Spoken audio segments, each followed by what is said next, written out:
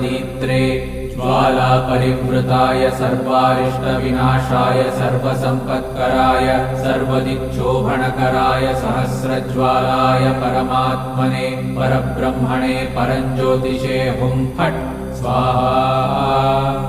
ॐ श्रीं ह्रीं ऐं क्लीं कृष्णाय गोविन्दाय गोपीजनवल्लभाय पराय परमपुरुषाय परमात्मने परकर्म मंत्र यंत्र तंत्रौषधास्त्र शस्त्राणि संहर संहर मृत्योर्मोचय मोचय आयुर्वर्धय वर्धय क्षिप्रारोग्यं च कुरु कुरु सर्वकार्यसिद्धिं कुरु कुरु।